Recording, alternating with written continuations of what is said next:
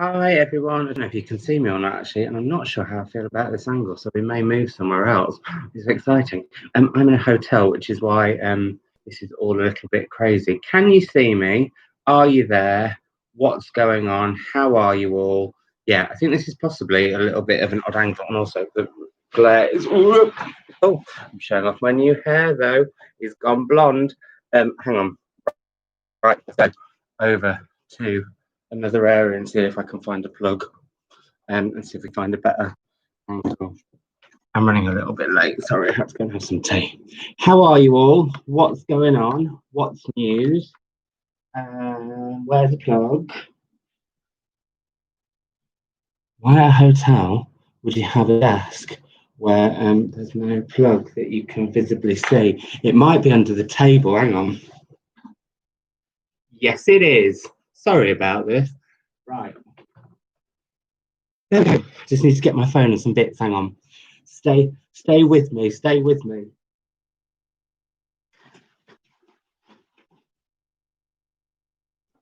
He's back. He's back in the room. He fell off the chair. Sorry. Oh, don't look at my unmade bed either. It's a disgrace. So, how are you all? What's news? Hopefully the glare on my glass isn't too bad. You can see, maybe, like I said, I've had my hair done blonde, which is very, very exciting. My lovely friend Nina did it, and I've just done an Instagram post about how we should be supporting our friends who are freelance and independent and doing well, it's tricky times for them at the moment. So, yeah.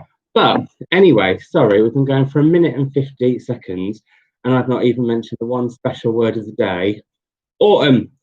So, autumn is here, and it's lovely to see everyone saying hello. Thank you all for saying that my hair looks nice. I'm very happy with it. Although I just need this bit to tuck under, and I think Chris hasn't seen it properly yet. I think he's probably going to carry on calling me Princess Di. I put on this jumper, and I'm slightly regretting it, I have to say, because it's too hot. But I wanted to start this with a jumper on because jumpers are one of the things that I love most about possibly life, actually, but also about autumn. So but I'm going to take it off. I'm really, really sorry. I'm doing a little strip tease for you. You didn't even pay for this. So, yeah. So, how have you all been? What have you been up to today? What's been going on? I've had a working day. I am, as you may notice, not at home, and that is because I came down to do the first of. So, lots of you have asked this question about my job. This could be very, very tangential. I'm so sorry, but yeah, lots of you have asked about my job and what I sort of do, and so I am project manager on a project because that's what project managers manage, where the BBC in Britain created a list of 100 novels that 10, no, that's not true, that 6 judges chose 10 books, or 10 themes of. So you've got things like love and sex, that would be the first one I think of, because a bit of a cheeky what's it really. And then you've got things like adventure and more. And so then, after all that happened, they decided that they wanted to do a sort of library-wide campaign with it and sort of get, along with Arts Council England, who are a huge arts and creative supporter, to kind of have this programme where libraries could bid for money, and then if they got the money, they could put on events, and that's the bit that I manage. So I came in after all of that, so I have nothing to do with the library's bidding, but now manage it. And obviously, because of the joys of what, which we don't want to talk about, probably, I've had to reprogram a whole sort of 50 libraries worth of events into a new new extra from sort of September until May without spending any money. So yeah, that's what I do. And on Friday, this was the whole point of that story. Apologies, it wasn't just a tangent from me like usual. But on Friday, it was the first one in Canterbury. So I went and saw it, and it was amazing because it was a ballet adaptation of Alice in Wonderland, and it was all filmed in a theatre with only 4 of us in the audience. And as is apparently becoming a common theme, because I did go to some events before lockdown and before the pandemic here, I just cried. I cried because it was really happening, and I've spent months and months planning it.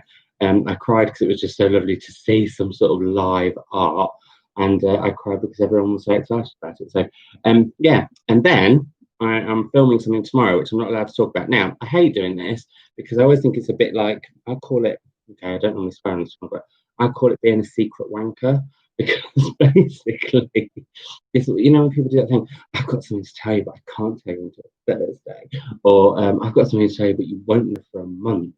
I normally will like say things where I'm like, oh, I've got something to tell you, can't tell you yet, but it probably involves books and a TV show. Like, I'm that sort of, I try and be a bit loose with my secrets, but still try and keep a secret. Anyway, I generally can't keep a secret about, I generally can keep, generally have to keep a secret about what's happened. I think, but I'll see if I can do any sneaky things on the set. I will.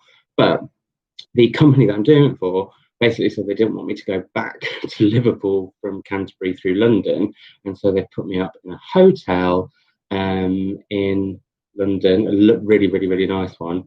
And they put me here for, well, I've been here for like nearly 4 days now, it'll be 5 tomorrow. And then I go back home after we finish filming. So that's going to be nice, but it's meant I've been away from the house for a week when I thought I was going to be away for 4 days.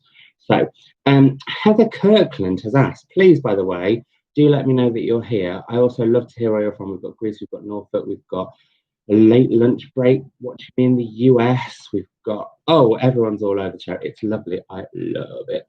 But Heather Kirkland wants to know, when is next Mel and Simon review? Now, this is very, very exciting because I go home on Wednesday. I come back down to London on Sunday, and me and Melanie will be, I can't say which day it is, and I won't say where it is, but we will be filming our book club together, actually together, in real life, in a bookshop. I mean, imagine that. And hopefully that's what we're going to do with the book club from now on, is we will film in bookshops around London. So yeah, we're reading. I haven't got it with me because obviously all my books are in my house. But we're reading Life as a Unicorn by Amru Al-Qadi, which shows that I'm behind reading it. I haven't actually started. So yeah, go that way. Oh, this chair's got wheels. How exciting! Whiz off. Anyway, so yeah, but it's a memoir about Amru, who is also known as Glamru, and their life growing up queer and as a drag queen. So yeah, there we go. Val Holden says, hi, my first live chat. I discovered you reviewing the book and now I'm hooked. Oh, thanks, Val. That's lovely. Kim is prepping lunch because it's noon. Yes, the beautiful bookcase, or Sarah, as I know, Simon and Mel together at last. It's very, very, very exciting. Now, actually, that brings up a point in the fact that I asked for some questions in advance, and lovely Sarah is one of my Patreons, and I got my Patreons to ask some questions, and I said I would answer theirs first. So just trying to find it, not being rude and not looking at you. How's it 8 minutes already? How does this happen? It goes so much quicker. You're probably really, really bored, or I'm just like chatting away in a hotel. I can't even show you the view. I'd have to turn off all the lights. I don't think there's a light switch here. I could be wrong. There could be something anyway. No, it's not. That was me just feeling under the desk, not being weird. So, questions that came in. First up, Barbara de Garcia said, favourite autumn reads, and if it's not too early, spooky suggestions. Right. So this gets me every time because I talk about how much I love autumn, which was the whole point of doing an autumn live with that jumper on. It was just far too hot. It's very warm here in London. But I love autumn, but I don't necessarily. I mean, Rebecca by Daphne du Maurier, I think, is just incredibly autumnal. But I don't know if I've really superimposed autumn onto it, because I know there's rhododendrons at the beginning, and rhododendrons are not an autumn flower. So, but I always say Rebecca because I love curling up with that sort of thing. I would say any kind of sensation novel. So the sensation novels are some of my favourites. They were written in the Victorian era by like Wilkie Collins, Mary Elizabeth Braddon, who we'll come to later because we're probably going to talk about autumn book Hibernation. And yeah, so I love those. And basically they're sort of these Victorian penny dreadful almost, but like brilliantly written and addictive. And they are brimming with like madness and murder and bigamy and all those salacious, wonderful things that I really, really love. Although, as I was talking about this the other day, in modern contemporary novels, they don't work as well for me. Oh, Tom reads things Ah, yeah, I can see him. We were going to try and get Tom to appear on this, but I don't think you can invite people, and I haven't worked out how to use StreamYard. So sorry, guys, but Tom will be joining me both on here and on his phone. He doesn't know he's going to do it on here. Thank you, Tom. You are. I'll wear my red jumper, especially Tom, if you do this. But we're doing during autumn book hibernation. Tom is co-hosting it with me, and we will be doing probably a YouTube live at some point, and also an Instagram live on the Mary Elizabeth Braddon book, Lady Audley's Secret, which I'll talk about a little bit more. Thomas said yes, the red jumper is must. Right, so, and also spooky suggestions. Now, this is interesting. I saw a mate over the weekend in London, and they were asking about spooky suggestions, and I was a bit rubbish at it. Like, The Woman in Black I always think of, but I don't know if that's spooky. There aren't that many books that have properly scared me. What about all of you? I think Michelle Paver's spooky one, actually that's before I've only read one of them, but that creeped me. The Hound of the Baskervilles, The Hound of the Baskervilles, that still chills me, and I think it's the idea of the sound of the hound. The poet didn't know it. So that one I would say is a good one. And yeah, the howling of the hound, that definitely chills me, and that's perfect for this time of year as well, actually. And that is kind of verging on sensation. So that ticks all of those boxes. Starbaker, I've not read Tom Reed's things. The Loney, I think, is also written by the author of Starbaker, Andrew Michael Hurley. I read The Devil's Day by him, and I thought that was creepy and folk creepy horror, but it didn't really scare me. It did fascinate me to learn that there are people in certain parts of the UK that still like wear lavender or have crosses in the moors, just in case of witches even now. The Diviners by Liver Bray creeped me the heck out. I've never read that, so I must give it a look. And lots of people are saying that Starbaker is creepy. And that last line, don't tell us what the last line is, though. Don't you dare. I should say as well, thank you to anyone who's joining me in Britain, because that means you're technically missing the Great British Bake Off. Firstly, I thought, what a fool that I've put myself on YouTube at the same time as the Great British Bake Off. I'm looking that way because the telly's there. I haven't got it on. I'm not being rude. But then I thought, well, I prefer watching the Great British Bake Off afterwards, because then you can skip all the blinking adverts, which do my nutting, because it's like advert joy, that. So yeah, there we go. Also, if you've got any questions, keep them coming in the comments. By the way, I will try and shout them out. Shirley Jackson is very creepy. The Lottery is really spooky. Amazon has. Oh, I'm not sure how I feel about Amazon.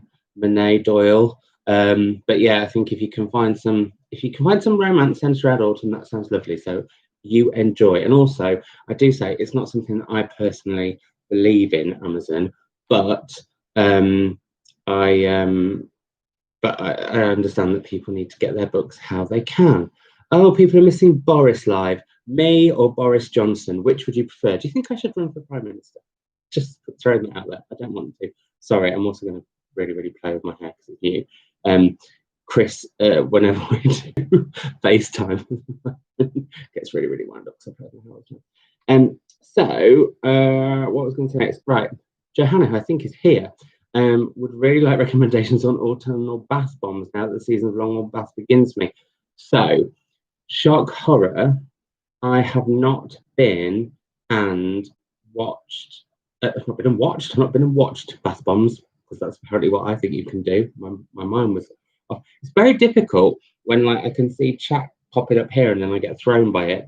Because Katie Books, or Lovely Kieran as I know him, said please don't talk about coronavirus. Well, if you're going to write in the comments, I'm going to say the word, aren't I? That's all I'm going to say.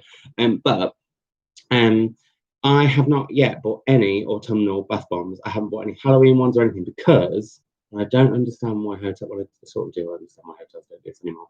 But none of the hotels I've been in have had baths. I mean, what sort of palaver are we going on with that, really? Like, maybe it's something that I need to add on to like a rider, that anywhere I stay, for a work gig, for a freelance gig, needs to have a bath in it so that I can have a bath bomb. But oh, can't bear it. So yeah, so I do know there's one that's in the shape of a bat that's an absolute glitter thing. So there could be that one. But also they change them sometimes. So I can't think of what ones from last year I really, really loved. I know that sort of later on, Rose Jam and everything comes out again for a certain C word that I won't mention yet. But I haven't been in to see any autumn bath bombs, so I do apologise. But I'm sure in my reading blogs going forward, I will have some bath bombs at some point that are autumnal. Catherine Elizabeth, oh, now this is a good surname. Shirtholm, did I say that right? I hope. Catherine Elizabeth Shirtholm. A Halloween theme question. What's the spookiest thing you've experienced? Any ghostly experiences? So, good question. And Halloween is in autumn, and it's something I'm really, really looking forward to. I'm actually going to write a list of things that I'm looking forward to in autumn in my new autumn notebook. It'll happen. I don't know. Is this autumnal? I felt like it was just because of the orange and the Beatles and sort of creepy crawlies always make me think of autumn. Anyway, I'm not flicking through. I haven't written anything yet. I do this. I buy notebooks and then get scared and don't actually write anything in them because I've actually bought these for work. And this one, which is all waves and lovely, and actually sort of matches my new passion planner that might arrive by the time I get home. A passion planner isn't to actually plan passionate moments. They're just amazing in terms of kind of they split your day up. They have like week goals, personal work. They have like a jotty bit. Sorry if you can hear some of the work going on in the background. I hope you can't. But yeah, so that's good. And then I also got this one. And do you know what? My lovely assistant at work in my day job, I don't have an assistant in my freelance. That was a motorbike, really going for it. Do you know what she said when she saw this? She said, "Oh, sperm. I can't look at this the same way ever again." Absolutely furious. But I also got some really, really, really lovely autumnal pens. Now, sadly, they're not all different colours, but as in they are all different colours, but they're not all different colours when you I don't know how to show these. When you write with them, they're all black. But how lovely are those? And they're really soft to the touch. So I felt a bit naughty when I said soft to the touch to an audience.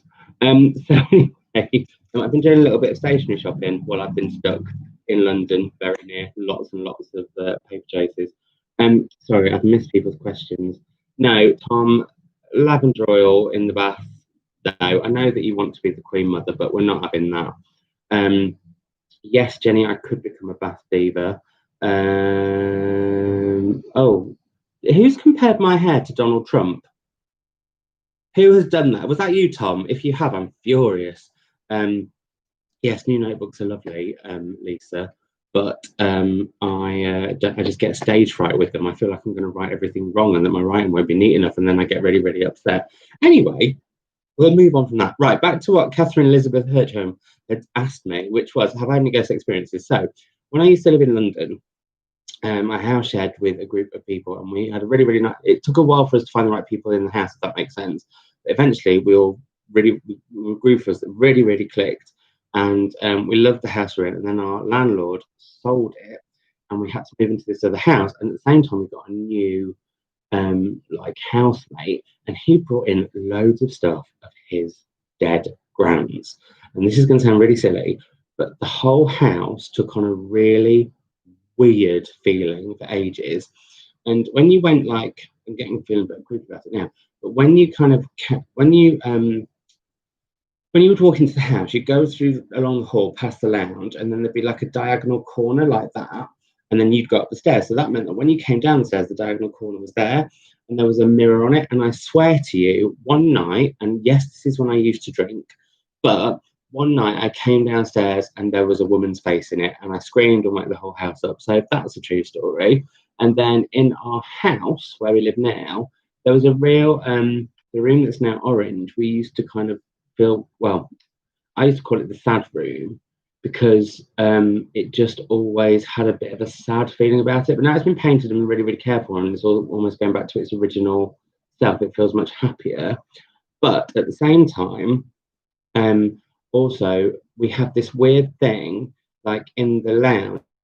Well, so if you've got a lounge and then there's a dining room, and then go, no, sorry, lounge, sitting room, stairs, toilet under the stairs, dining room round to the kitchen, and just near the stairs where you go round the dining room round to the kitchen, so you will talk it really quickly, there's sometimes a real bustle and a feeling like someone's just walked through it really, really fast when nobody actually has. So that's something that is in the house now. But I don't mind all that sort of stuff. I quite like it. Like, I don't know, as long as it's not terrifying me. I thought that four-poster bed in Canterbury was going to be haunted. It was haunted by the sleep angels, frankly. I've not slept that well in absolutely yonks. So there we go. So that was my story about ghosts. Whilst that's been going on, Kieran has been bringing up Spermal like journal. You will see yourself out, Kieran, honestly. So, yeah, but no, I don't have any problem with anything spooky. I don't. Oh, another thing that happened was, and this is another true story.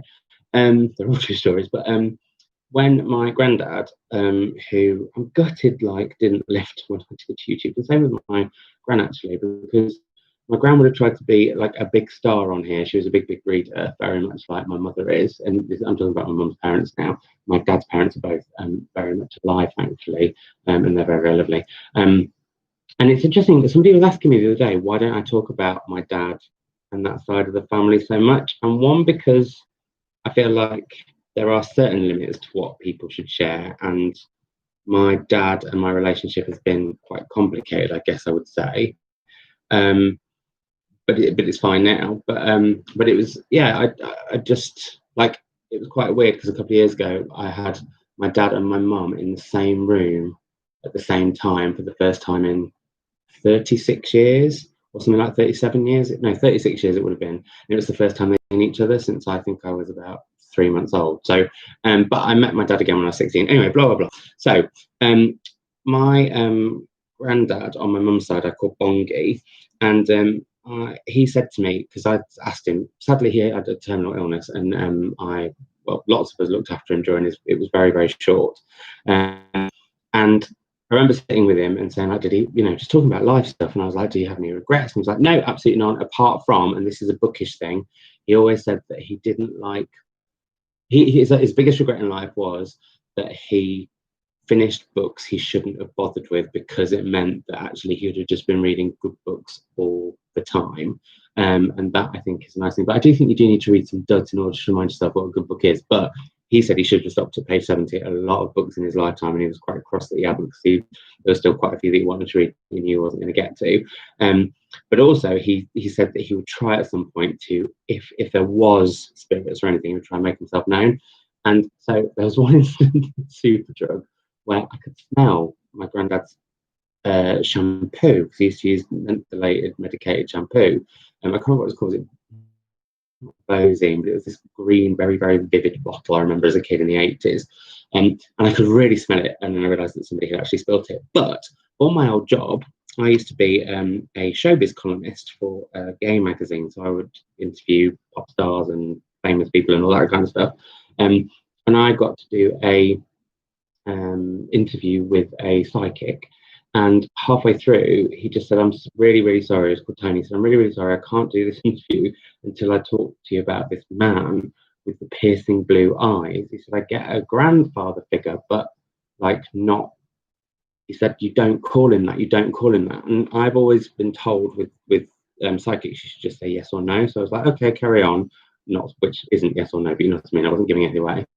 And then he said Bongi, and then he said the one thing, and this always gets to me, he said he wants you to know he still has that special little place in his heart for you, which is what my granddad used to say when I was younger. And after me, there were no grandchildren for 16 years. So I was very, very lucky and kind of coddled in their love. And I think you can have an amazing relationship with your grandparents. It's like it's a more delightfully spoily relationship. I don't know. Anyway, so that happened. That was weird. And then he also said you didn't get the watch you were meant to have, which was true, because they got burgled and the watch that I should have inherited was stolen.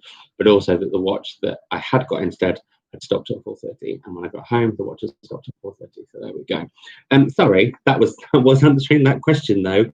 So those are kind of the spookiest things that ever happened to me. I also did a ghost hunt once, which ended up with me and my friend Michelle sitting in a morgue in the basement of Peterborough Museum. So I've had some times. and I would love to do a most haunted event with Yvette Fielding, which we've meant to do for ages. And I might just give her a nudge and say, let's do something, because I think that would be really good fun. Anyway, so that was my scary stories. Val Holden said my ghost encounter was at Clapham in the Yorkshire Dales. Bizarrely, it wasn't scary at the time. Isn't it weird? I don't find they are that scary. And also, I used to be a tour guide at Highgate Cemetery, and people would say, "Oh, it must be really scary there because of the Highgate vampire." Why would you haunt the place that you were dead in, like that you were left? I just wouldn't even. Thank you, Projaka, for saying finished Bass Rock today. Base Rock today, and I loved it. Getting it back to books, that's what we like to see, not my silly ghost stories. Francis Robinson, what are your favourite short stories and essay collections? Ooh, I'm going to do a video on my favourite short stories very soon. That'll probably be something that I want to get back. I wanted to do more videos this week, but obviously I've been stuck in a hotel, and once I've got my work laptop, I don't have my personal laptop, which is what I do to kind of to edit everything on, well, not edit everything on, but like tweak everything on, all that kind of stuff. I try and keep my work computer and my personal computer, just like my work life and my freelance / personal life, separate. Cindy but short stories, I will say, actually, sorry, Francis, I will say that short story wise, one of my favorites is Karis Davis, and I've mentioned that a lot. Me and my mum did a chat with her on Instagram, which you can find.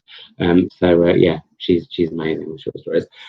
Cindy Haken says, why is autumn your favorite season? It's mine too, so I'm particularly curious.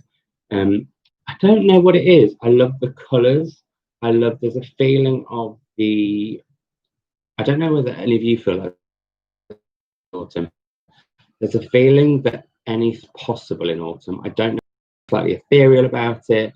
There's something just a bit, I would say extra, but I don't mean it in that kind of extra RuPaul way. But like, there's just something about it that really gets my spirit, and I don't know quite what it is.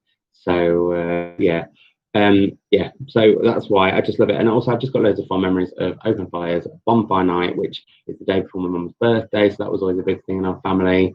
Halloween, loved trick-or-treating as a kid, would possibly still do it now if I could get away with it. And there's something about the crunchy leaves, there's something about being a bit too cold outside and wanting to get all cuddly, all that kind of stuff. I really love it. And then favourite autumn food, cocktail, sweaters, and best autumnal place in your hand read. We've got I've got a log burner at home, so sitting in front of that reading is an absolute treat in the lounge. But the lounge is kind of the TV room, and we thought we didn't have a fireplace in what is now my office. And they were worried about that when we had the structural survey done, but actually we've realised there's 2 alcoves, so the fireplace is still there, but we haven't got it out yet. And there's also a massive one in the dining room that's been covered up. So one day maybe, but we're both, well, the cat. Oh, that's what I was going to say about spooky stuff. You just reminded me.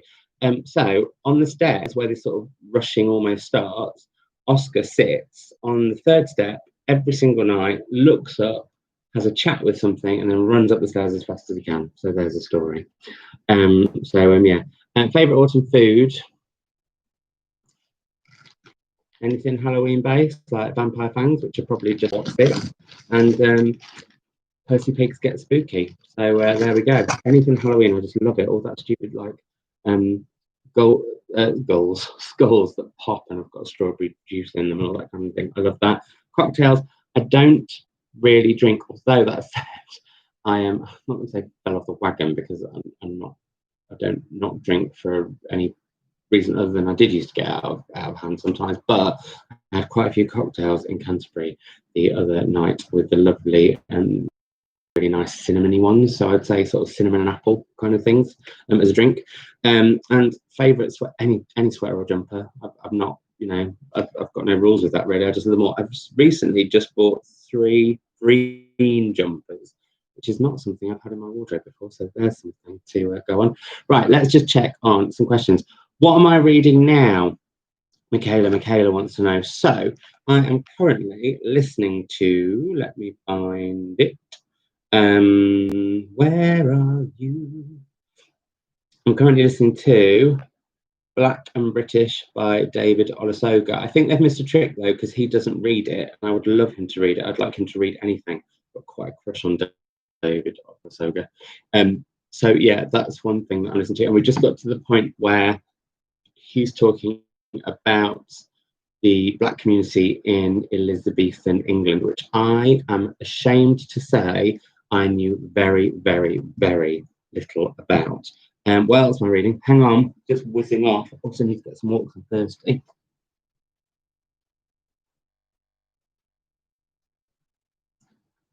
Back where I am, because I couldn't go and get all the clothes that I was supposed to be wearing, but for this thing tomorrow. Oh, oh, sorry, my connection went unstable then. I hope I'm back now. Can everyone let me know that I'm back and that everything's okay and that we're all right? Is that okay? Are we all right? Tell me, tell me, tell me. Nobody's responding. Back. Okay, thank you. Sorry, maybe it doesn't like me running away. Or maybe my skinny jeans really, really upset it. But basically, I got an allowance for clothes because obviously I couldn't go home and get more clothes for the time I was here. And so I very daringly bought some skinny, well, two pairs of skinny jeans. And I can reveal that during the pandemic,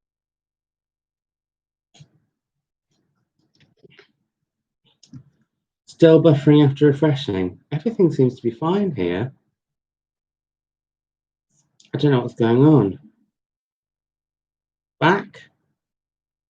Not back? Is it the ghosts? Maybe it's because we were talking about ghosts and now something's all gone terribly, horribly wrong. Is everything fine? What was the last thing you heard me hanging on about? Let me know. Was it me talking about my clothes allowance and my skinny jeans and showing off that I'd dropped several sizes? Which was it? Let me know where we were. We were talking about clothes. Stop talking about skinny jeans. No, Cheryl, I shan't. I'm very excited I've managed to fit into some. But yeah, so basically, because I couldn't, just to recap, well, that all went horribly wrong. I obviously didn't have enough clothes to last me until I got home, and also didn't have enough for the thing that I'm filming tomorrow, which needs potential costume changes.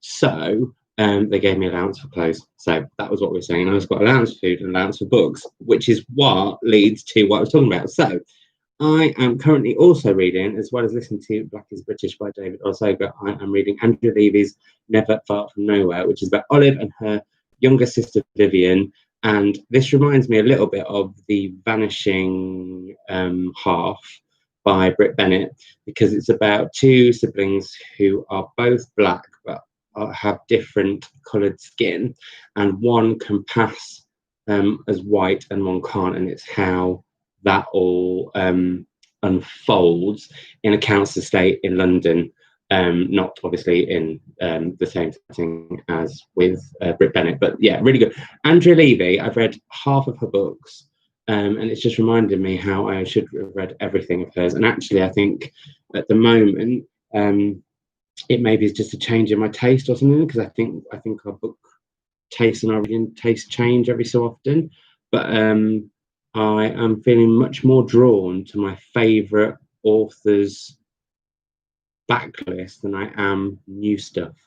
And I just need to say hi to Natalie, because Natalie is here and I adore her. And then the other book that I am currently reading is some short stories called Fabulous by Lucy Hughes Hallett. And this I'm going to have to get from my mum, because each of these short stories is based on an original fable. So inside you've got, well, I've just opened, there's Orpheus, but you have like Orpheus, Actaeon, Psyche, Pasiphae, Joseph, Mary Magdalene, Tristan, and Piper, and then the fables. And that just sounds brilliant. And I really love that cover. You probably can't see it because these cameras are never as good as your phone camera at home. But yeah, this is so far really, really, really enjoying it. Michaela is reading Sugar Bane and The Smallable Body. I have got, I believe, The Smallable Body when I get home, and I have Sugar Bane in my bag. But for some reason, I've gone right off the idea of reading it, and I don't know why. I think it's because, not going to bring it up in case Kieran kicks off, but I think it's because the news here is not great, and I feel like I need things that are a bit more upbeat. Tom's asking, how is it going with the poo book? Me and Tom were reading The Discomfort of Evening together, and Tom's now way ahead of it, and I left it. I left it, so I've not been able to get to it for a week, but I have actually got, I went and bought another copy of it. I haven't started it yet, but may finish that off on the train tomorrow. But we are calling it the poo book because the main character either talks about cheese, rabbits, or poo. So yeah, there we go. But I think it's a very good book. Morning from New Zealand. How does it compare to the Vanishing Half? That's a tricky one, Michaela, because if you didn't like it, I like both. So I don't know what I do about that one. It's a tricky one to say because she's not the same author, obviously, but I liked The Vanishing Half and I like this one. So I can't answer that one for you, I'm afraid. Lots of you talking about Rebecca. Kim's reading it in her book club for October. I'm so excited about the Netflix adaptation. I shouldn't be, but I really, really am. Have I missed people's questions, by the way? Keep them coming now. Also, I did ask people on Instagram in advance for any questions, and I do like to make it fair across all the social medias. I've just seen, well, it's popped up on my Instagram when I open it. It's only my mother talking about The Mission House by Karis Davis. I was just talking to you all about and how much I love the short stories. So let's go to the post and see if anyone asked me any questions on there. Let's have a look. So whilst also people are asking questions here. Stacks of Paperbacks, how do you feel about adaptations of novels you love? Overall, I'm not normally that bothered, but Rebecca, I love the Hitchcock, who I know is problematic. I love the Hitchcock adaptation, and I'm really excited for this one. And I speak, well, Diana Rigg was also Mrs. Danvers in the adaptation of the movie. I thought that was a kid when I watched that one. So, oh, right, okay. So, Bright of Teeny wanted to know more about the next hibernation. So, as Tom reads things is here, I should say, and he's just called my mother Her Royal Highness. I should let you all know this. This is something that's very exciting that's going to be happening next spring.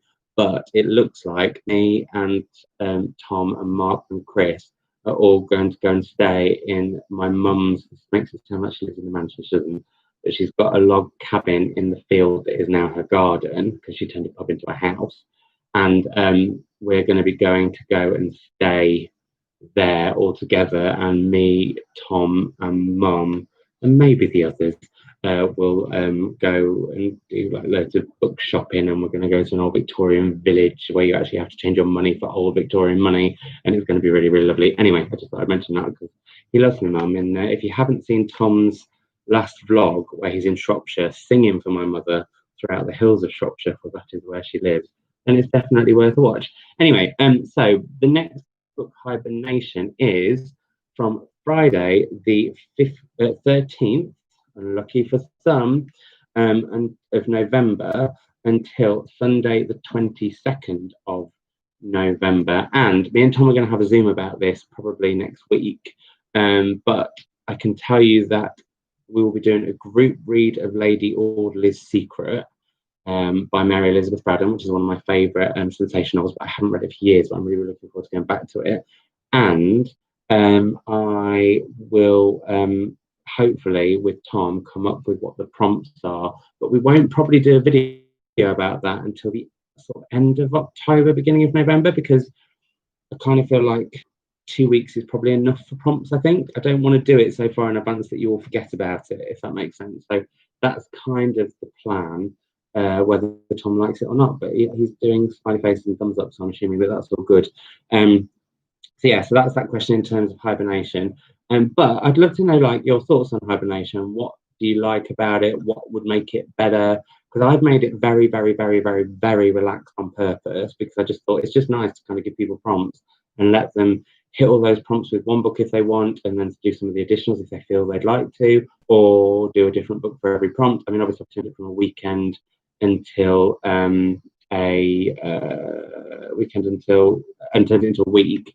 But yeah, and well, actually, it's going to go to what 13 days. Starts on the 13th, last 13 days, and lucky for some, is my maths right there? Maybe 10 days. Maybe 10 days. Whoops. Anyway, let's all move on to more questions.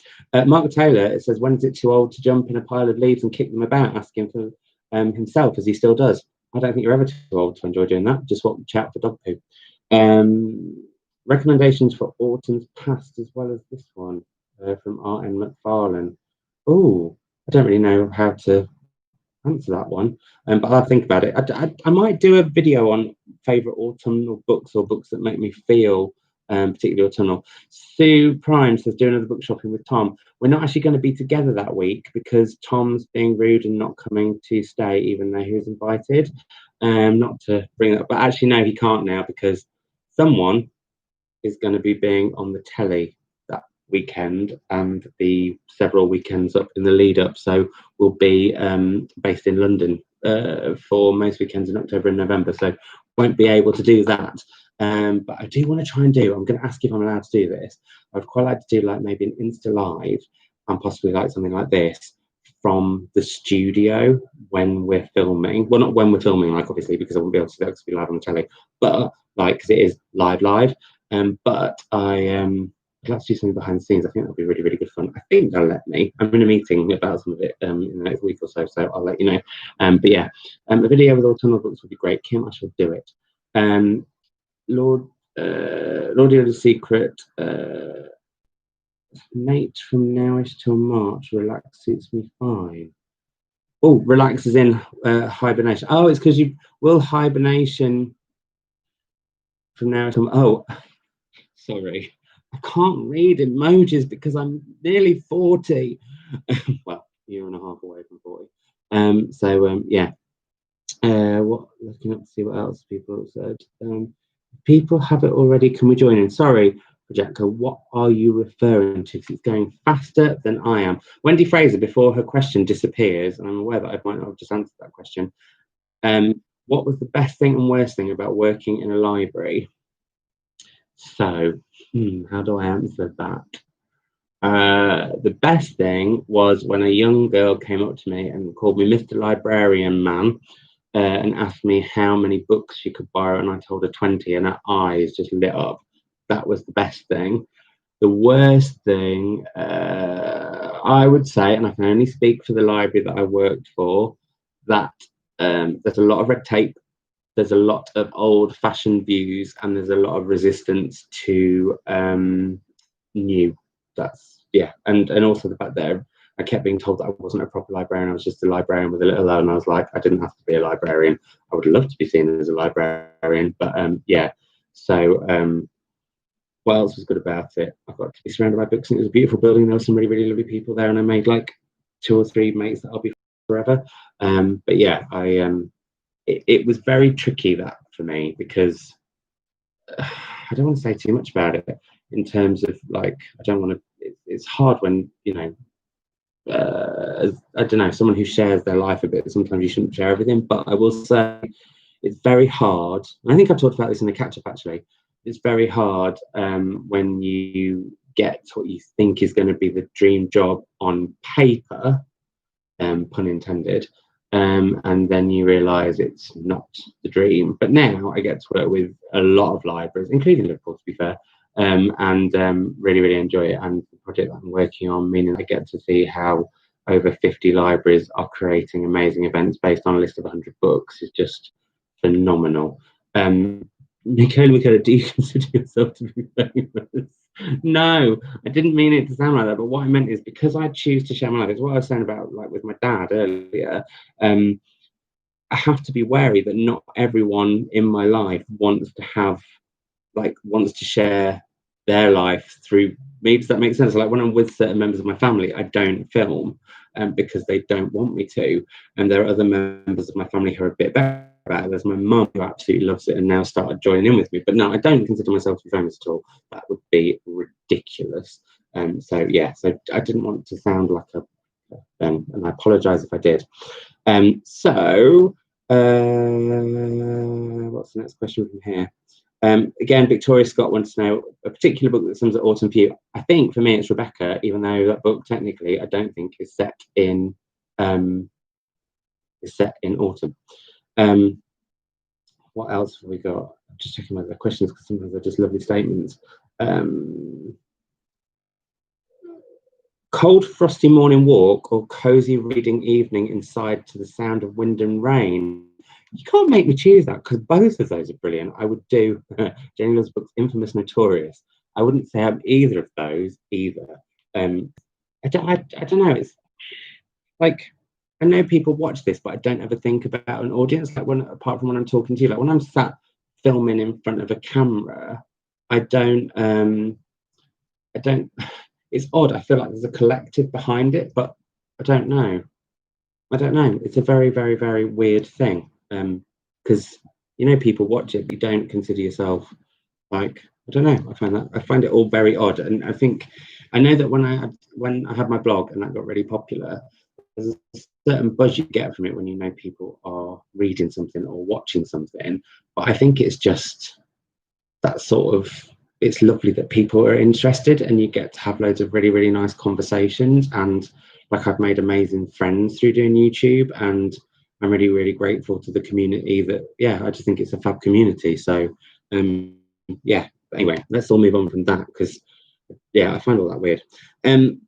Speaker book recommendations. I've said The Woman in Black, I think, is pretty spooky. I think it's in there that I read by Michelle Paver, and that was pretty creepy. The Hound of the Baskervilles is chilling just because the dog, the hound sound, as I called it.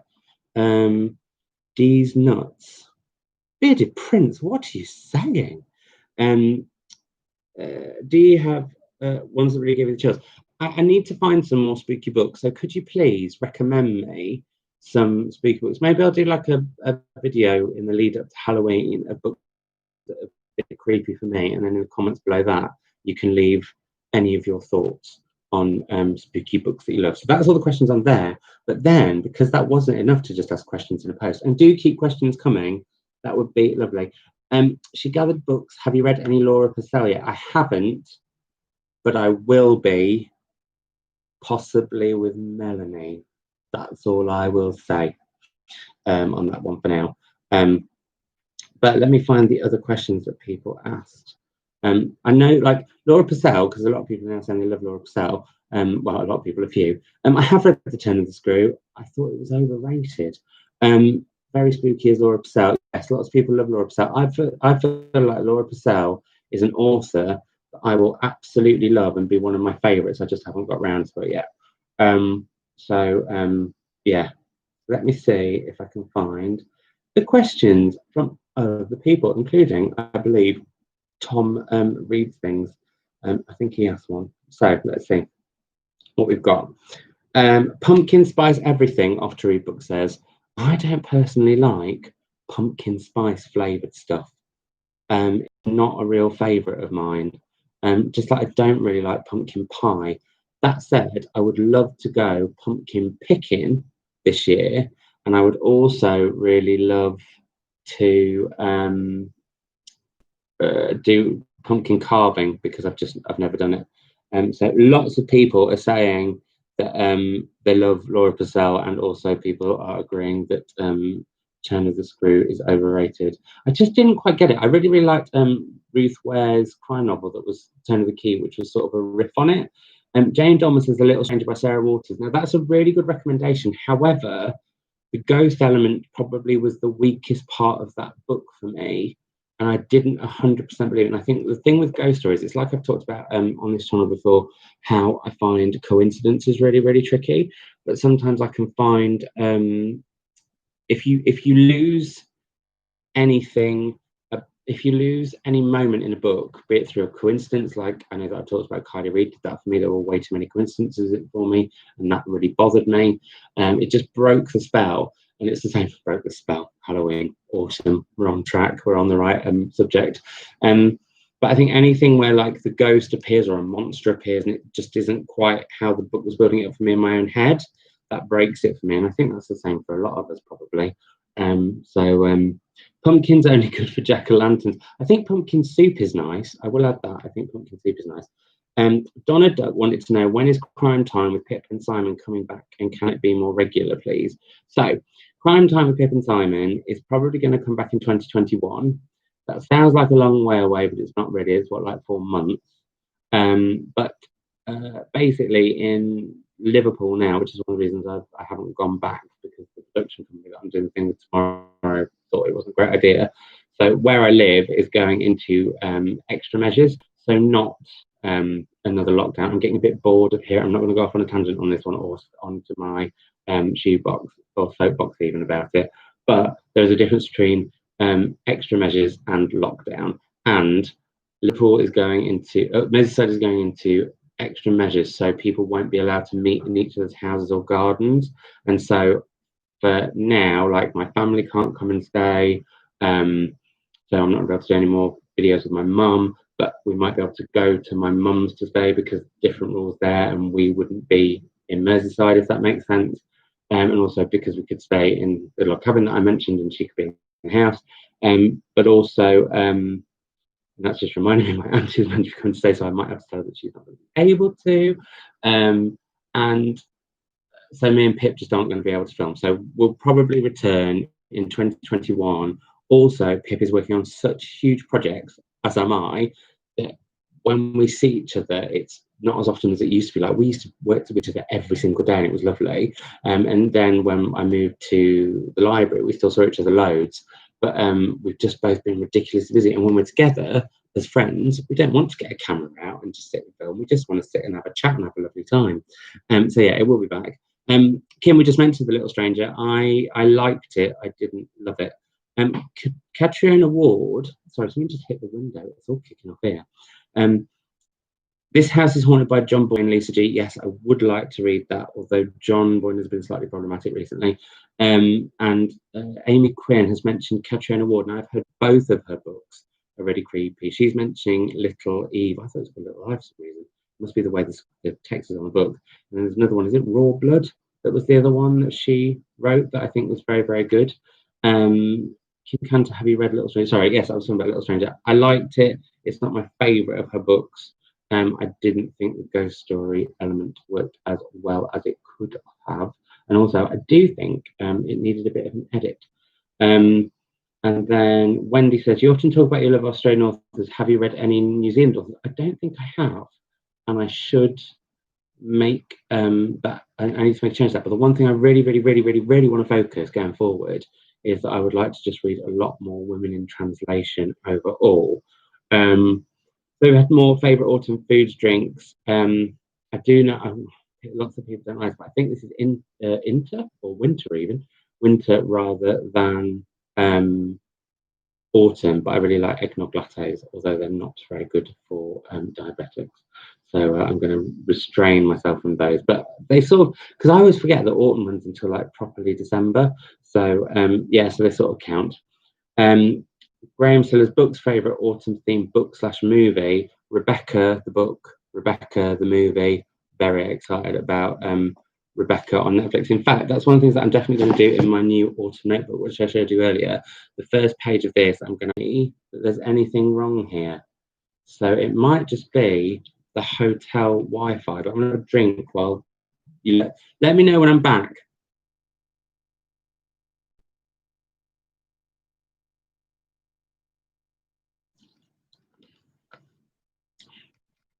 I'm back, I'm back, I'm back, I'm back, I'm back, I'm back, I'm back, I'm back, apparently.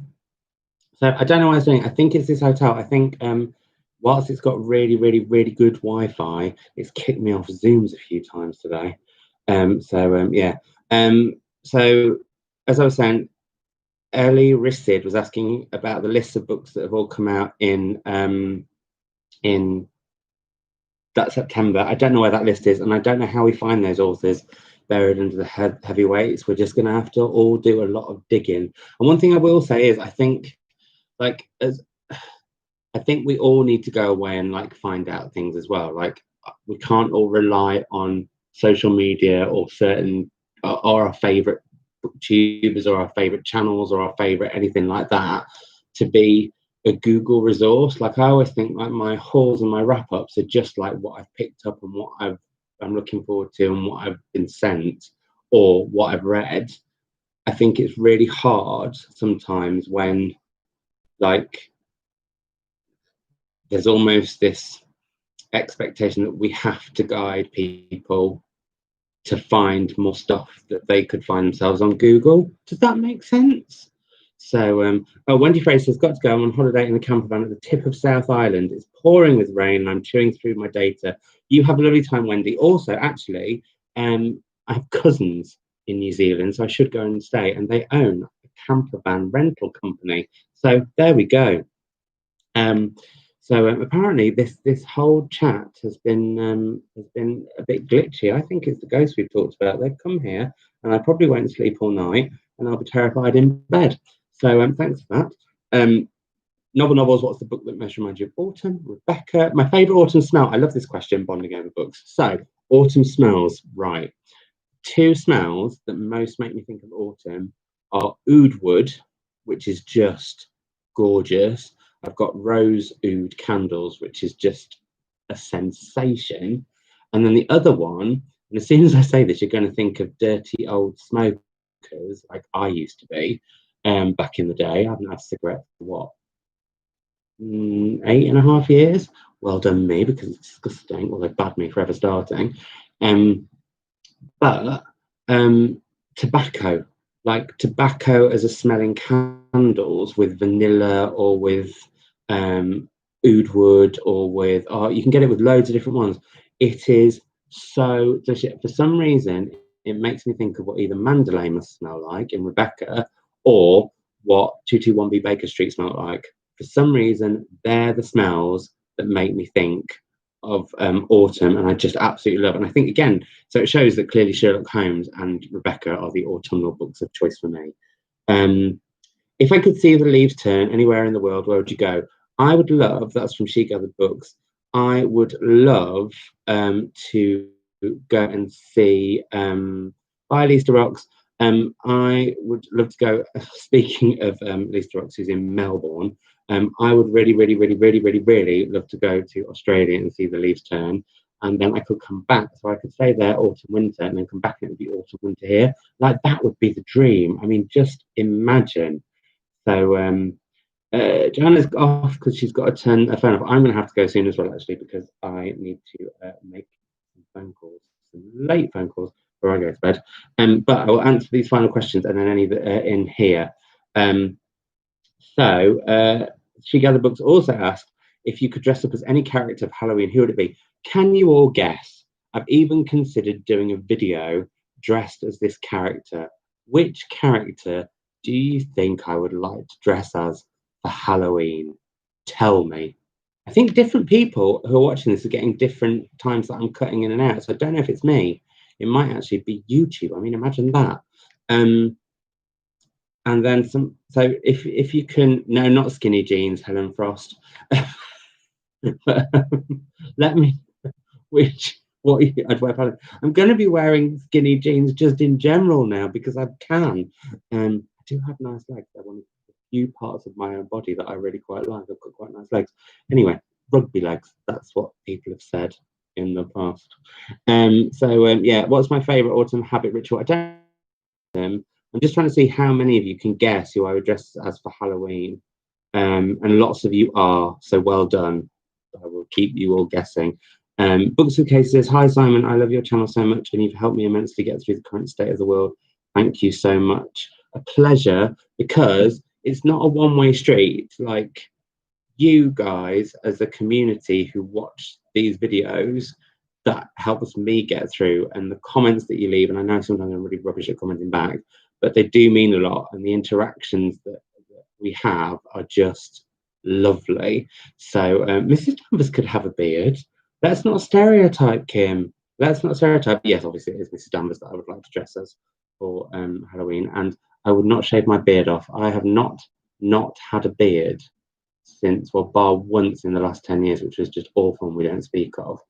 But I haven't not had a beard since I was probably about 22, and that ain't going to change. Although, I don't know, I didn't have a quiff. I've always had a quiff until recently, and now I've gone blonde and curly. So we'll see. Things can change, but I can't see this going anywhere. It covers up a multitude of sins, or as I like to say, a multitude of chins.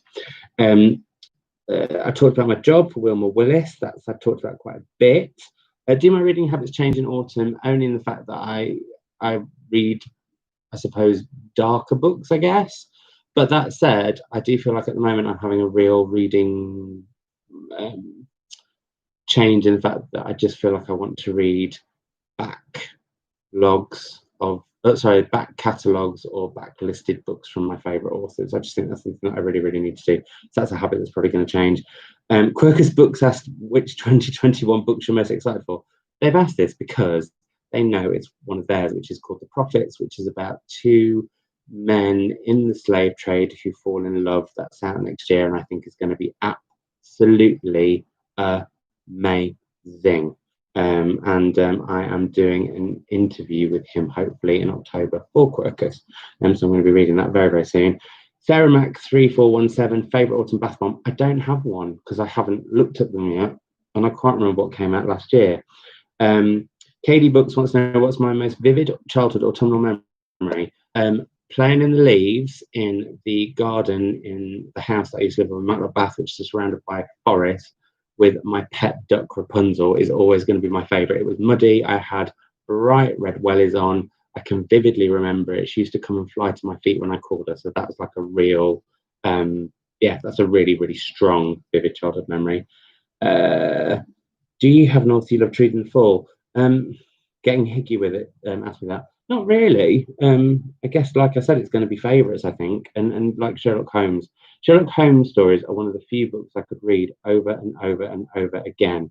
Sandra Tester says, have you read Daisy Johnson's Sisters? Yes, I have.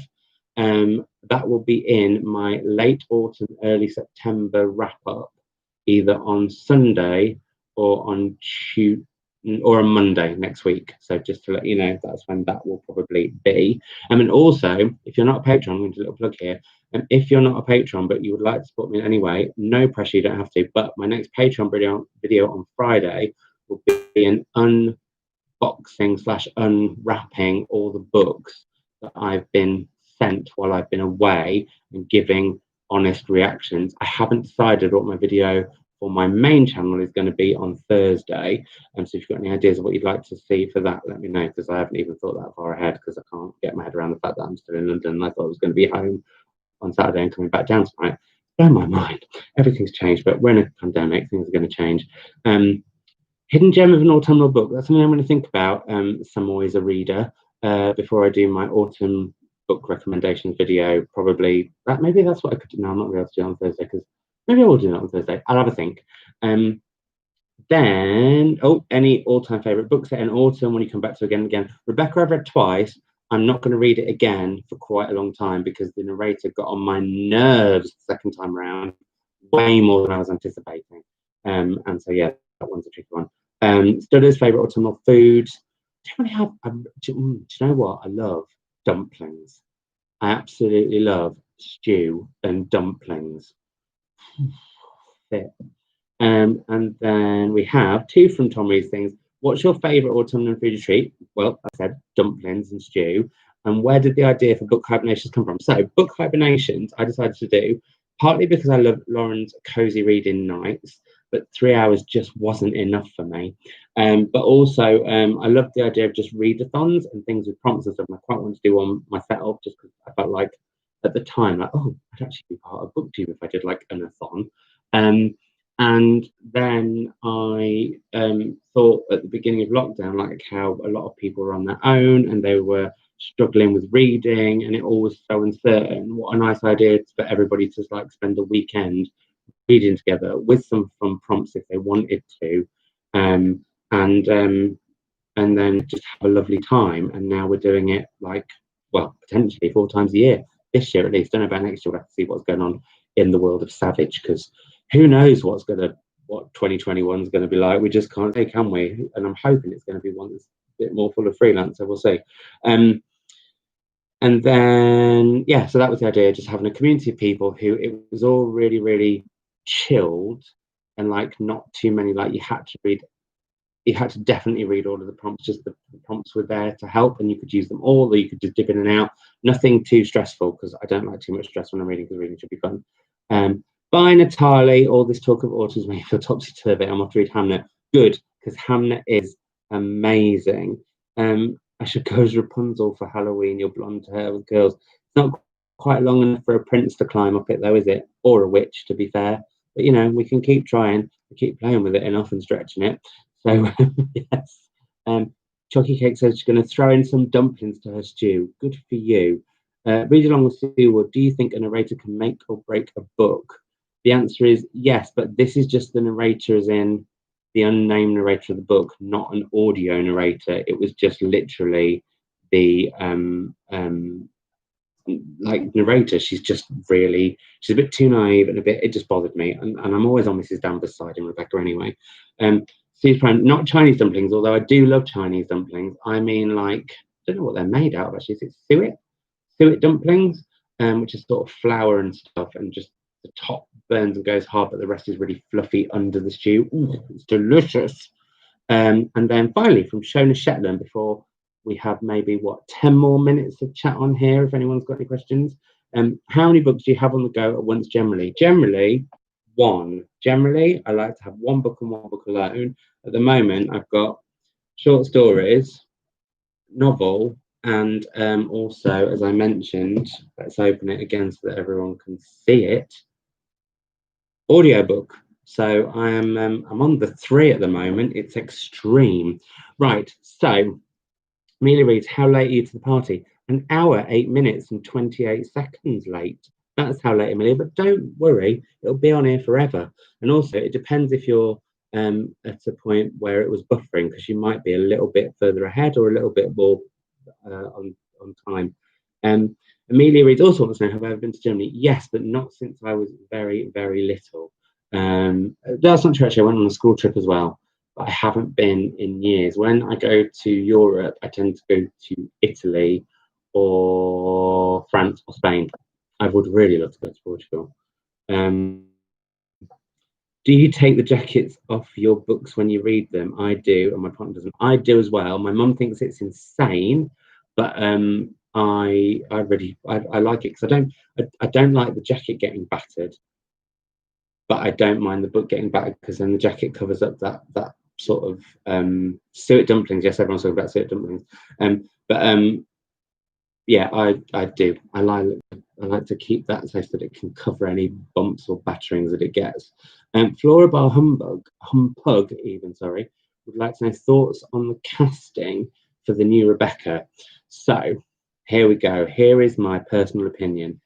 I'm not a big fan of Lily James, and she keeps being in too many films that I've seen. I have heard Tom Readings put me on to this one that she's going to be in My Policeman, the Bethan Roberts novel adaptation, with the guy from One Direction, whose name I now can't remember. He's got the dark, long, curly hair. But I don't really like her, and she's slightly too pretty for what I had in mind of the narrator in Rebecca.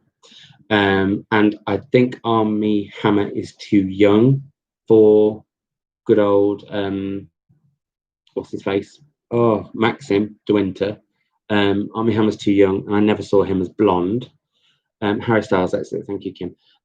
So yeah, I never saw him as blonde, and I think he's too young and a bit too. I find Armie Hammer a bit slick and smarmy and a bit slimy, and that doesn't work for me. Like, in my head, I see Maxim as a bit of a sort of sexy silver fox, if you know what I mean. Likes a bit of tweed, got a bit of the old chest hair showing, bit buff, but a bit of a dad bod at the same time. I'm possibly thinking about this a little bit too much, but that's how I see him.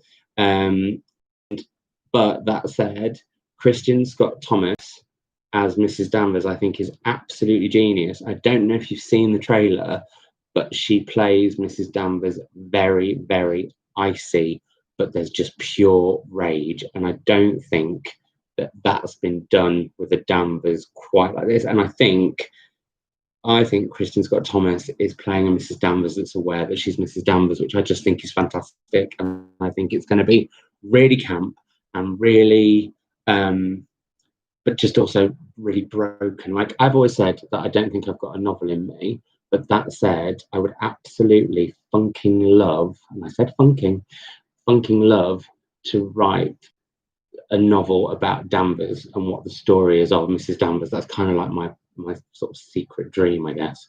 I would absolutely love to do that. But yeah, so that's my thoughts on those.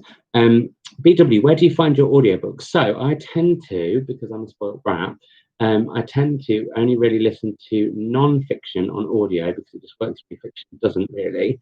And I tend to find it by looking for whether the big chunky or the non-fiction that I'm most interested in at the time that I've already bought is available to get, and then that's how I do it. And it means I can get that. That's what I'm doing with the one that I showed with Black and British, and because I have it on my shelves, it's like that thick, it's huge. And so I thought, well, if I listen to it, I'll take it in. I'm just much better at taking in non-fiction than I am fiction. I think it's because it's like listening to the radio.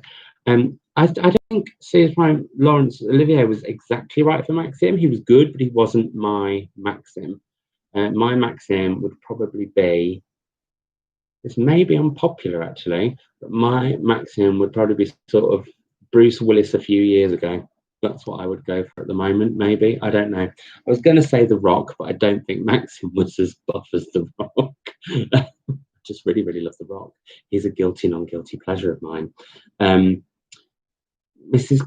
Glenn Close's Mrs. Danvers would have been really good, but not going to happen. Well, it might happen one day, but I think we're good for Mrs. Danvers for the minute. Right. Any final questions before I head off? Because I need my beauty sleep before I get up very early to go and do the filming that I'm doing tomorrow, which isn't the Sky filming, it's the other filming. I hope you're going to be able to watch Sky, the Sky Book Club Live. I'm so excited about Sky Arts Book Club Live, partly because I'm so excited to be going back to the team that I worked with last year on Cheltenham, partly because you all know that I love, if you've been watching for everyone, partly because I absolutely love Elizabeth Day, and she's one of my co-hosts, along with Andy Oliver, who I presented with last year. Also, just the fact that it's going to be, I'm being allowed to be a bit more rogue, I think, on this one, and I'm going to be kind of infiltrating all different parts of the show at the same time. So I think that's going to be really exciting. Michaela, the thing that I'm filming tomorrow, you'll be able to see in November, I believe, and then Sky Arts Book Club Live starts on the 18th of October. Sky Arts is going on to Freeview, so it means that literally anyone can watch it. It's also going to be on Sky Arts Facebook Live at the same time, so you don't even have to have a Freeview box or anything. You can literally watch it on Sky Arts Facebook, and that's what they've been doing with Portrait Artist of the Week. So basically, once all those details are out, I'll be able to let you all know, and hopefully that means that people will be able to join in, because what I'm hoping for, although again this is a meeting that we're having a meeting around the whole social media side of it, I think in a few weeks or possibly next week, I'm hoping that it's going to be very interactive with people's thoughts and people sort of joining in, because yeah, I can't say much about the layout of the show or the format or anything, I'm not allowed to, but I'm really genuinely really excited about it, and that was a really hard secret to keep, because one, like, to be invited back to do something is just so exciting, because it means that all the mess ups that I thought I made last time weren't an issue, and that, you know, the production company really liked me, and fingers crossed. And also I got a good report card from the all of the sort of crew and everything, because they do ask like what people think of people who have been presenting and stuff, and if everyone got on with them and everything. And so I'm I'm hoping it's going to be the same crew, and it'll just feel like a lovely family all getting back together. I'm really excited, and just to get to hang out with Elizabeth and Andy, and to like hang out with a real book club and have loads of proper chats with some of the authors that are going to be on it and stuff. Yeah, it's going to be really good. And the fact that I'm going to be able to talk a lot about books that people might have missed, or books that, you know, just maybe haven't had the airtime that they deserve, as far as I'm concerned, and stuff. So yeah, we'll see. And I'm hoping there's going to be elements where I want people to be able to, like, I can't give anything else away, but there's one other little bit. And I said I hate this sort of thing where it's like, and people say, oh, I've got all this stuff that I could say, but I just can't yet, because I'm telling, because secrets, I just think it makes you sound like a wanker, a secret wanker. And yeah, I think I'm I'm really, really like, there's just lots of elements that hopefully lots of you guys can get enjoyed with. It's because I saw people saying enjoy, can get to be part of and join in with. That's kind of the thing. And I think it'll be on at 7 p.m. till it's 2 hours of live telly every week. And so I think that'll be all right for you guys in America, I think, if you're watching it on Facebook Live. So yeah, so that's that. So on that note, I probably should go because, oh my goodness, we've been doing this for an hour and 17 minutes. I'm really, really sorry about the lagging or the whatever that buffering or any of that that was going on. And also, I'm really, really sorry if, like, when I talked about how, like, because I share my life on here, I haven't talked about certain things or certain people or whatever. And if that made me sound like I think I'm something special, which I really, really don't. And I hope you all know that. It's just, but what I was trying to say was, because that's thrown me a bit. But what I was trying to say was, I'm happy to put myself out there, but I think it's just about other people's privacy and stuff. I guess, like, you know, I don't ask Oscar and Mildred's permission, for example. So, you know, they could hate it. They could be absolutely furious that they end up on the internet and they can't tell me. Whereas I'm just like quite happy to sort of. I would probably share more than I do. And I certainly know that my agent tells me that I should calm down and be a bit quieter. But that's what I'm excited about with me and Melanie, because we're just very, very, very rogue together, and we sort of don't have filters or boundaries, which is why I have to cut loads and loads of book club out. But yeah, and I'm so excited about doing that live next week. Anyway, but what I'd love to know in the comments, once this has gone live, if you can be bothered to go back to it and leave any comments. But Michaela, don't worry. It's something that I just thought about as I was talking about it, and I was saying, like, I don't really talk about my dad that much. I just thought, oh my god, do I sound like a silly what's it, or a cheesy what's it? Who knows? Yeah. What was the thing I was going to say? Let me know what you're looking forward to in autumn. Because one thing that I really, really meant to talk about, and I haven't, and I'm aware that we're on for 1 hour 20 minutes, so we may as well go to an hour and a half, possibly. But I really think on the internet we need to, one, create the internet that we want to see, and I think part of that has got to be to get rid of the negativity and the moaning and I think as well it's about not spreading it onto other people's feeds. Like if I'm having a moan, I think it's fine to do it on mine, but I don't want to moan to someone else. Does that make sense? Because I think we all just need to be a bit more positive. And sometimes I'm possibly a little bit positively deluded, and I do try too hard to make things be positive. Like when I was talking initially about, like, you know, how can I put it? I just think we've got to really check what we say and doesn't trip people. Because like when what's going on now, I'm not going to say the words, but when all that was going on, I think I was too optimistic and a bit deluded with that, but it kept me going. So to hear when people would then kind of chime and say, no, Simon, you're being deluded, which quite rightly I probably was, but I think it's that coping mechanism. I think we have to be wary of how people are coping with things differently. And I don't know, I think the internet is something that we can all work on making a really, really, really lovely place. I've got to stop looking at my own hair. People are saying that they're very, very much looking forward to more jumpers. I'm so ready to get my jumpers out of the attic and start wearing them on this channel. I mean, I started with a new one at the beginning of this, and look what happened. I ended up in my t-shirt because it was far too hot. Yeah, look forward to wearing jumpers, everyone. Rebecca, great name. DeMarie, thanks, Simon. You always brighten my day. Hello from Nashville. It genuinely blows my mind that people watch this channel in other countries or just anywhere at all. I mean, like, I'm always like shocked when I found out that someone in London watched it, or like somebody in, I don't know, where have I bumped into people, Manchester or whatever, even Liverpool. But then to think about it like all around the world, I just think that's crazy. Michaela, you're in Florida. Love Florida. I have very, very, very fond memories of Florida. Southern California, Nashville. Oh, it's too much, everyone. Anglesey is bloody brilliant. Sujay, don't worry. It'll all be saved. I've had the pleasure of meeting Sujay, IRL, as the kids say. DC, I bloody love DC. Absolutely love DC. And I'm so pleased that people have had a nice time. And this is the one thing, though, I would like to know. Jane has said it's nice to feel part of your community. Greece, oh, I love a bit of Greece. I haven't been to Greece enough either, partly because my mum, as many of you will know, is a classicist, and she is obsessed with anything Greek. So we used to go to Greece all the time when I was a kid, which was very, very lucky, I am aware.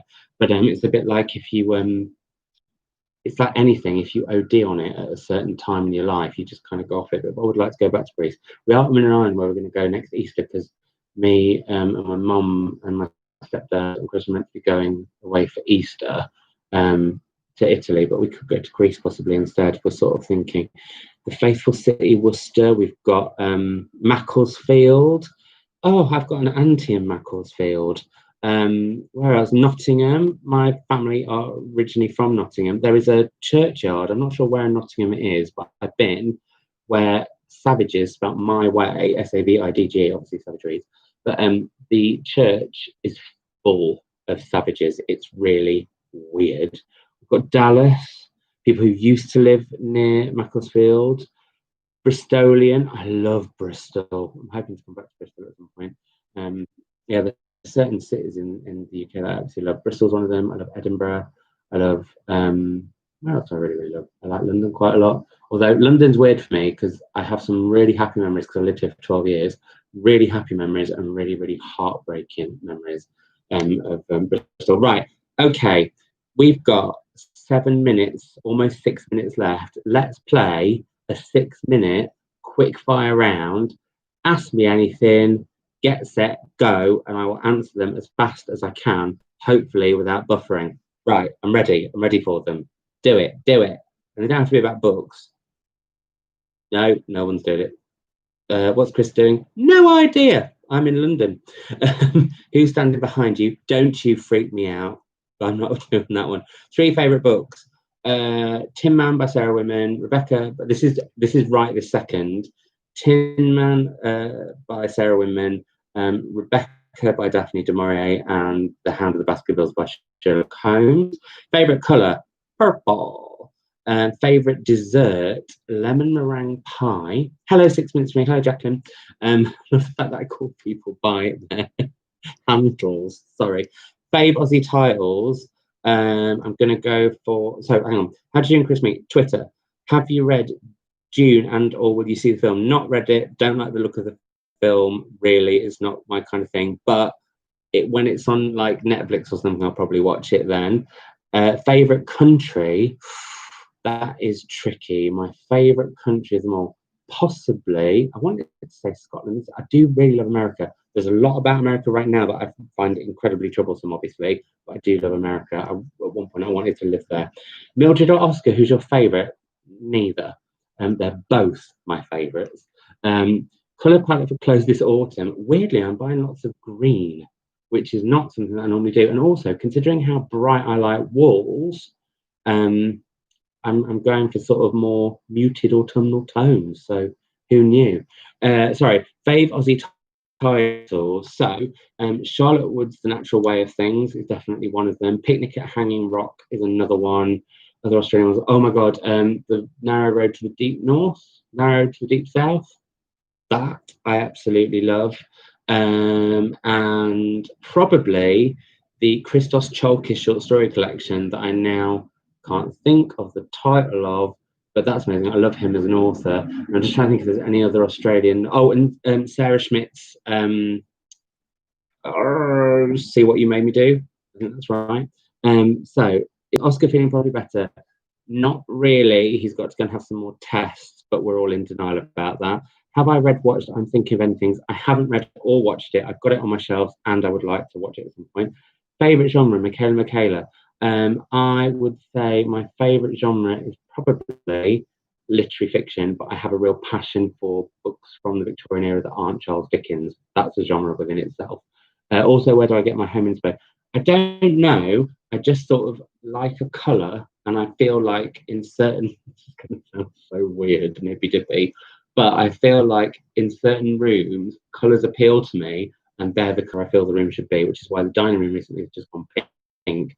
But that has thrown me now because I have a pink bathroom, and I have said that I would quite like a red bathroom. So would you ever consider getting a non-cat pet like a dog? Possibly. We almost got some chickens, and I would really like ducks again, but and I'd really like some goldfish. Dogs maybe one day, but I can't see that happening in the near future. It's a bit like kids. We were thinking about adopting, but it's just not. Life isn't stable enough at the moment. That's how I would put it in terms of personal, professional, the whole thing. Marmite love or hate love because it's amazing. Favorite author in psychological thrillers. Patricia Highsmith is pretty blinking amazing. Merciless Gods, that's it by Chris Shoppers. Thank you, Jacqueline. Love watching your videos, watching for the month. Thank you very much, Athena Girl 101. Question actually on Instagram, I am thinking about doing a live where I let you join in and come and ask me a question like literally on the screen at the same time. Would people like that? Let me know. Which character in the Archers would you play? Phoenix Jones, that's such a brilliant question. It's got to be, sorry, for those of you who have just come to the last like 2 or 3 minutes, we're doing a quick fire round where I'm answering things, as many questions as I can in a very, very short space of time. Hi, Andrew. So sorry, the which character I play in the Archers? I wouldn't play anyone. I would want to come in as my own character. Possibly, I'd quite like to be like a long lost archer come to like stir things up while starting up group. That's what I would like to do. Yes, to the IG live with having people pop on. Yeah, okay, well we'll think about doing that one then. Favorite aftershave? I don't believe you have to wear aftershave, so you said. I love something called Spice Bomb, which is just it's kind of that oud wood tobacco-y, but not like a dirty old smoker smell, like a really, really like I don't know why I did, because that doesn't explain the smell. But yeah, I love that. It's quite expensive though. It's by Victor and Roth, and I don't get it myself very often because it's a real treat. Andrew Russell, favorite book prize? You know what I'm going to say. The Women's Prize for Fiction. I absolutely love it. I just think everything about it and the joy that that prize gives and the love that it has and all those things. Yeah, and the Prodigal Archer. Or if I was going to be on the Archers, who else would I want to be? I'm trying to think. I think I just want to be someone who initially caused a bit of trouble, then really settled in, and like I said, started a book group. Just because someone who causes trouble is not particularly my nature, so it'd just be quite good fun to play it. So there we go. I think that's the end of the quick fire round. Bye. Oh, I don't wave. Extra special.